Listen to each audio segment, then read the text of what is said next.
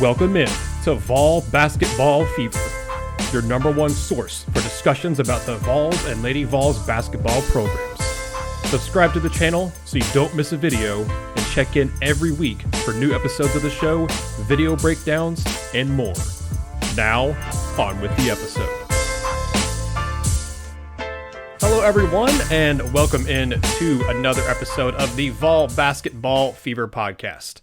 I am Nathanael Rutherford, joined once again by another special guest here on the show, this time from another coach, Coach Lucas Patterson, coaches up in Minnesota, the academy up there where DJ Jefferson played, who Vol fans will know, just committed and signed with Tennessee up at the Minnesota Prep Academy. So, Coach, thank you so much for joining me on the show. Yeah, hey, how you doing? Happy to be here. Yeah, happy to have you on here. So before we get into it here, again, I want to say thank you to all the Vol fans out there watching along, or anybody DJ's family, anybody who is interested in DJ Jefferson or anything like that. Just thank you all so much for tuning in.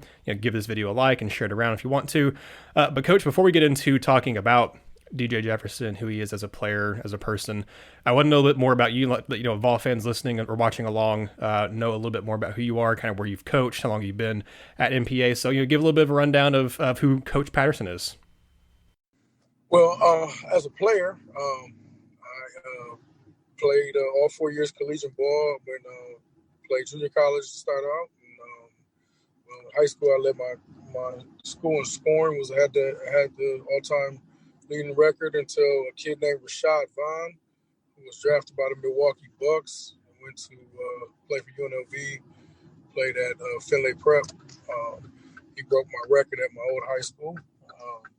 So, I got a little bit of star power in there with that. But worked out the Timberwolves a couple summers, played in the ABA, suffered a bad ankle injury, and then I started a youth program called Future Academic Ballers, where I started with kids in second, third grade. And then it grew and grew, and then it ultimately grew to a prep school, which I had no intentions of really starting a prep school. So I'm one of the co-founders of Minnesota Preparatory Academy.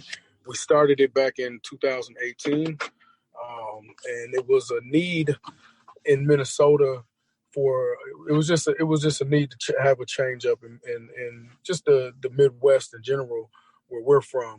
Wisconsin, Iowa, the Dakotas, and even Illinois. There really aren't these type of schools in the region. So.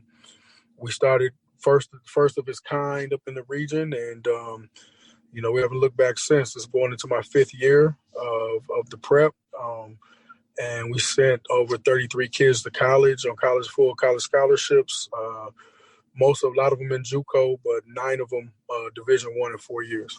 So, wow, well, that is awesome. That is I love that you've done that. Like you said, you didn't have the intention of doing it, but it's not about kind of what you set out to do, it's what you end up doing. So I think that's awesome, Coach. And again, you back it up with your playing experience and stuff too. So you've got a very nice history behind you, and it looks like very nice, bright future ahead of you for what you're going to do there, MPA and beyond as well. So again, you mentioned all the players you've been able to send out to college and to JUCO and into 4-year colleges as well. Obviously, one of the most recent ones of those is DJ Jefferson, who really kind of exploded on the scene. I'm curious. I know he was committed to Tulsa at one point, but then he got a lot of attention, from the likes of Tennessee and several other high major programs. What led to him finally getting more noticed and getting more on the scenes? Was it really just his performance at the Iverson Classic, or was he getting more interest even before that happened? So before DJ came to Minnesota Prep, he was in a public school in Dallas, Dallas area, and he had a little bit of interest. I think he had just acquired an offer from TCU that summer before he came, and he had one early from Bryant. So he didn't really have much interest. When he got here, 6 months after he being at Minnesota Prep, he had 14 high major offers. So he was highly talented after, he had spent basically a season in the grind session and being able to showcase his abilities. So he kind of blew up from there. That summer going into his senior year, he was going to commit to Memphis, and it was on the table. And for whatever reason, it didn't happen. And then they ended up getting Amani Bates, and you guys seen what they did. But So then he basically not necessarily decommitted, but just we moved on from the situation. And then we just had a real good relationship with Frank Haith, and he really liked the situation there as a Power Seven. Since Cincinnati and them other guys in that conference, is it American? Yeah, So the AAC, I think. Yeah. yeah. So it's a good conference right outside of the Power Five, and I thought he could flourish there, and I thought it would be a good situation because of the coaches, and so our families and the coaching staff, they all agreed, and that's where he went. And Coach Hay, obviously stepped down, and we opened up his commitment again. And at that point in time, he was headed to the Iverson Classic. He had already had Texas and Washington State and Oregon State and some other schools already calling and very, very interested in him coming to their school. But I think when he got to the Iverson Classic, man, we had a good relationship with the Iverson guys. We played in a couple of their events, and they're a strong proponent of DJ. And I believe that through that they had a good contact at Tennessee that made sense, and that's how we got there. So. Well, nice. That leads into another question I had written down here: is how much kind of contact or conversation did you have with Tennessee's coaches, and if you did talk with them, any, what did you think of Tennessee? I haven't really spoke with Tennessee. They really spoke but it happened all so quick with the Tennessee reality, because I spoke more with Wake Forest, Washington State, a couple other schools that were really courting him heavy. So I hadn't really had an opportunity to talk to Tennessee, because it happened so quick. You know what I mean? When he put him on there, and then we went to the visit, it was just like, a super quick thing. And obviously we talked about it, and I thought it would be a good thing to go take that visit. But I didn't know he was going to pull the trigger, but he did, and he must have really liked it, and his family must have liked it, and as long as they like it, I love it. So. Yeah, that's good. Like you said, as long as he liked it, as long as his family liked it, that's all that matters. It's a great point. So looking at his film, looking at DJ as a person, how would you describe him as a player? Because when I watch his highlight films, I see a really athletic kid that has a ton of leaping ability, especially. I think he's the one I remember he won the dunk contest somewhat recently too. But I'm curious about, maybe some of the aspects of his game you could speak to that maybe don't show up on his highlights. So how would you describe him as a player? Well, so when he first came to me, because of his strength and his ability athletically and aesthetics, they had him kind of playing out of position, so he's playing more of a 4. So I really transitioned him into being a 2-3 and a wing. So that was just anybody playing for 16, 17 years in a certain way, then having to switch and play a whole nother, position is a tough deal. But he did it well. He took it in stride. Just some things he didn't know that he had to learn. And really just on the defensive end, more or less, just understanding how to keep guys in front of him, knowing how to take angles, stuff like that. But he's such a tremendous athlete. And this is the first time I've ever said somebody looked like Michael Jordan when they made a move. But, man, this kid is he's unbelievably twitchy. And when he learned how to sit down and take angles, defensively, he just became a monster. So, his on-ball defense is excellent. And I couldn't say that for him a year and a half ago, it's just great strides, great improvement. Offensively, he's gifted. He's ambidextrous, shoot with his left and his right. He can put it on the floor equally, going either way. So he's tough in that regard, and he can shoot the 3. There's really nothing he can't do. It's not. Obviously, he got things to work on. He probably needs to tighten his handle up a little bit, just a little better ball handler. But with his physicality and his ability to take angles and just flat out just muscle you and just stronger and more athletic than you, he just presents such a problem. Well, I have a couple of follow-ups from that. I guess I'll start on the offensive end there. You'd mentioned, obviously he was, because of his athleticism and his strength, was playing out of position for a long time, playing as a 4, but you moved him more as a wing. So I imagine you also talked about his physicality. I imagine that you saying on that, he doesn't have a problem attacking the rim and finishing at the rim. Is that right? No, matter of fact, I mean, he probably dunked on in his total career for the last 2 years at Minnesota Prep. He probably dunked on about seven 7-footers. So he doesn't mind it. So. Well, that's good. I would love to see that at Tennessee. From the perimeter perspective, you mentioned having him transition to kind of more of a 2 or 3. How did that transition go for him? How did he transition into shooting the 3 and playing more on the perimeter rather than kind of playing around the paint area? I don't know particularly did he play so much on the block, like like a traditional big, where he was at. But I think he was just defending bigger guys, so it was a little different transition defensively. Offensively, he's fine. It's seamless with his offensive transition. So yeah, sorry about that. So yeah, no, so it wasn't more the offensive end; it's more the defensive end where he had to grow, and he did it, and he learned how to defend perimeters. He learned that he was more athletic and quicker than most of the people that he guarded, stronger, just faster. So, but yeah. So I mean, from that regard, he's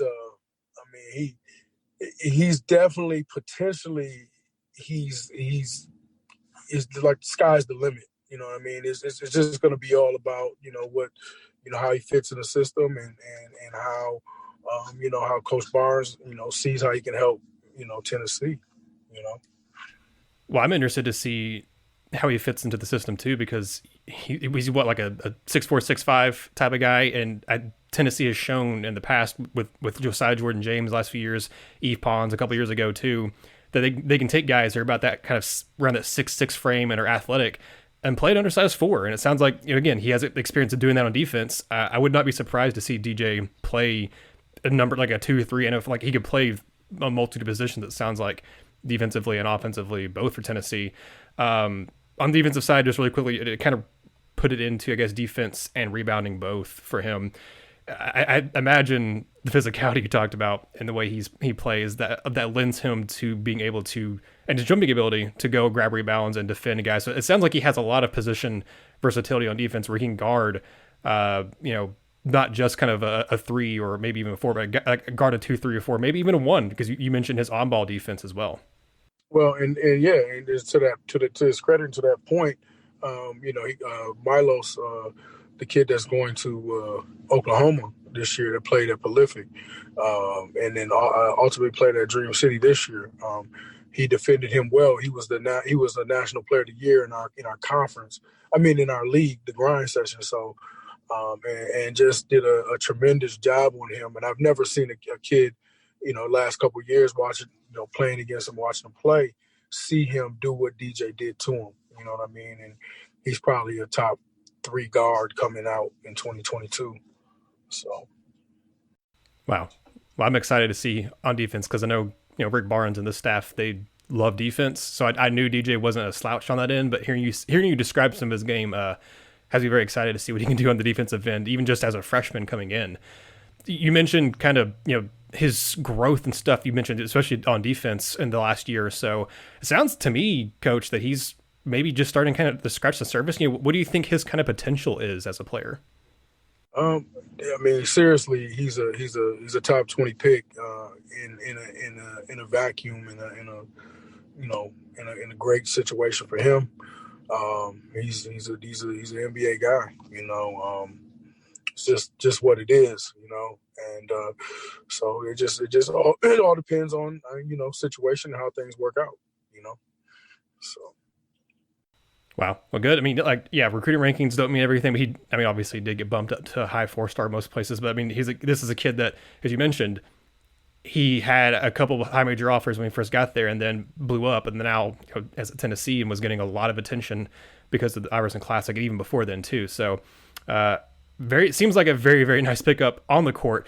Now I'm interested about him, kind of his personality and kind of who he is off the court, because I like trying to highlight not just who they are as players, but who these kids are as people, because that's important, is getting to know, who they are as people too, because they're more than just athletes. So I'm curious, Coach, in your interactions with him, what kind of kid, what kind of student, what kind of person is DJ Jefferson? DJ's a family-oriented kid. He really enjoys being in the company of his teammates and his coaches, and he's he got a little sense of humor. So he means well. He doesn't have a mean bone in his body. So he's just a good kid all around. Good. I mean, I figured so. I'm just curious about him as his personality because in this new NIL era and everything like that, I think we're hopefully getting more exposure to athletes and getting to actually, see their personalities more and more who they are off the court. So hopefully, we get to see some more of DJ when he first gets here, and then, however long he is at Tennessee. Sounds like he's an interesting person, interesting player to hopefully keep tabs on. Before I get you out of here, Coach, again, thank you so much for taking time to do this interview with me. Is there anything in the past, year or so when you've been coaching DJ that, stood out to you about him? It can be on the court, off the court. Is there anything that really just kind of impressed you from his work ethic, from something maybe he did in a game? You'd mentioned, him dunking on 7-footers. You mentioned him shutting down or playing really good defense on the player of the year. So I didn't know if there's anything you wanted to mention that really just kind of stood out to you from the past year on DJ. I just think he's just grown as a person. I think he's really been able to mature a lot from when he first came. And I just see the growth, and I just, if he can continue at that pace, the sky's the limit for him. And I just think that's the biggest thing for me and for him is just to mature and continue to get better at his craft and learn from, some of the best. Well, Coach, it's been fantastic having you on here. Thank you so much for your time. I know you're very busy, so I really appreciate it.